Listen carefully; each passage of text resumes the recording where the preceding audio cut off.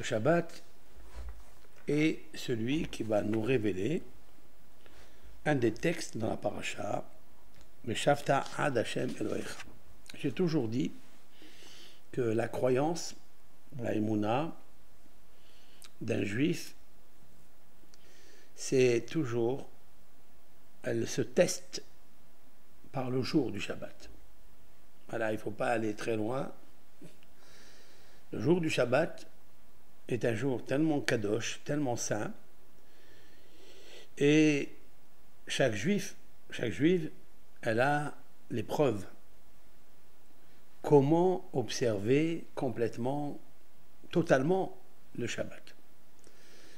Et nous avons cette mitzvah de Meshameru Béné Israël et à Shabbat. Nos sages ont dit dans le texte concernant Bereshit, il y a un verset dans Jérémie, chapitre 2, verset 4. Shim'u devar Adonai. Écoutez la parole de l'Éternel, du Seigneur. De quelle parole s'agit-il? Nos sages disent En davar ela shmirat Shabbat. Parce que Dieu, il dit par le prophète Jérémie.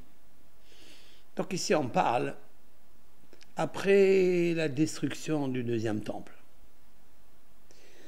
Et Jérémie prophétisait que s'ils avaient observé le Shabbat, on n'aurait pas causé la destruction du temple. Qu'est-ce que ça veut dire? Ça veut dire que lorsqu'un juif, il observe le jour où Hachem il s'est reposé, pour nous dire qu'il faut rester inactif des 39 travaux. Cela veut dire que ces 39 travaux ont une raison, pas seulement de chiffre 39, mais le chiffre 39 est le chiffre qui indique les 39 malédictions qui sont venues après la faute. Lorsque Hava et Adam ont désobéi à Hachem, ils ont consommé le fruit interdit du bien et du mal, fruit de connaissance. Il faut savoir qu'il y a eu 39 malédictions. 10 a reçu Adam, 10 a reçu Hava, 10 a reçu le serpent et 9 a reçu la terre. Nous le savons ça. Je me rappelle un jour, lorsque il y avait la guerre avec Bagdad, et Saddam Hussein, comme un fou, il lui a pris d'envoyer 39 scuds sur Israël. Il n'y a pas eu un mort. Alors je me suis posé la question, pourquoi il s'est arrêté à 39? Pas plus, pas moins. La réponse est comme ça. C'est lorsque le peuple d'Israël, il protège les 39 travaux du Shabbat. Dieu, il le protège des 39 scuds. Ça veut dire que ces 39 scuds, en fait, ils sont reliés avec les 39 malédictions. Qu'est-ce que c'est que Shabbat? Shabbat, ça veut dire être inactif, obéir à ce que les seigneurs Akadosh Baruch Hu t'a demandé. Donc maintenant, tu peux montrer à Hachem que tu le respectes, tu le vénères. J'ai pensé quelque chose de fou, si l'on peut dire ainsi. Que oui, la création du monde, elle est créée par la vénération du Shabbat. La vénération du Shabbat. Et lorsqu'on enlève ce bouclier, cette observance du Shabbat, parce que le Satan, la force du mal, elle vient nous embourber. Par le Shabbat, c'est un jour de repos, mais on ne va pas travailler, mais on va aller se promener, on va aller faire ce qu'il y a à faire. Alors que le jour du Shabbat, il a été donné pour le Shabbat Shalom. Autrement dit que il y a des familles qui vivent dans une paix extraordinaire autour de leur table, autour des champs, autour des discussions douces, une relation tellement compréhensible entre l'un et l'autre, le respect des parents. Ça existe. Je ne sais pas combien de familles juives elles vivent ça. Mais il y a des familles qui vivent complètement le contraire. Cela veut dire des disputes à table. En fait, comme si Dieu préserve, ils avaient la malédiction à l'intérieur de leur maison. Ça ne marche pas du tout. On prépare un Shabbat magnifique et toujours il y a quelqu'un qui allume une petite allumette, une petite parole là, et là, ça explose. Je me suis demandé, mais pourquoi? Car le Satan, le plus fort des forces négatives adversaires à un juif, c'est dans la mitzvah du Shabbat. À tel point que Dieu a dit, Amara Kadosh Baruch Hu, l'Éternel a dit à Israël, à Filou, écoutez ça, Im avartem al aseret adiberot, même si vous avez transgressé les 10 commandements. J'ai une question. Après, je vous dis la question que j'ai ici. Donc, le Midrash nous apporte ceci. L'Éternel a dit à Israël, même si vous avez transgressé les 10 commandements, Shimru Shabbat ve'eslah lachem. Si vous observez le Shabbat, vous le gardez convenablement. Ça veut dire, vous gardez les 39 melachot, les 39 travaux, vous n'êtes pas maudit. Vous arrêtez, vous stoppez les 39 malédictions qui sont venues après le péché. Normalement, sur chaque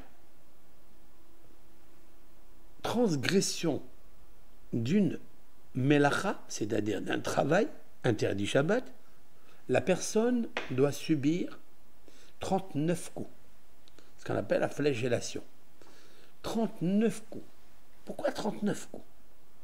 À l'époque du Beddin, du tribunal, le Sanhédrin, le tribunal, amenait la personne qui a fauté, qui avait transgressé un lave de la Torah, et il allait donc dans une chambre, et le policier, s'il en perd, comme ça, le policier prenait une ceinture large d'un tefah, c'est-à-dire d'une poignée, on va dire 10 cm, elle était large.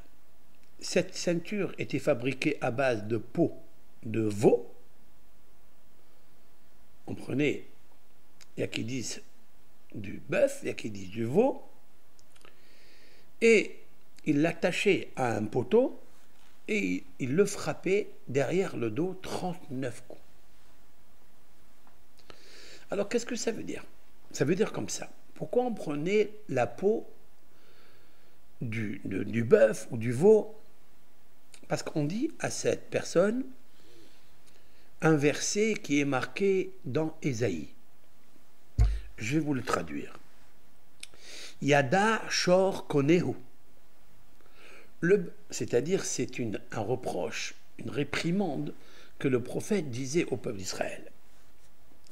Toi qui as fauté, tu n'as pas obéi Dieu, tu l'as oublié, alors que Hachem il t'a donné la vie, il t'a donné les enfants, il t'a donné de quoi acheter pour vivre, il t'a donné les mitzvot de la Torah.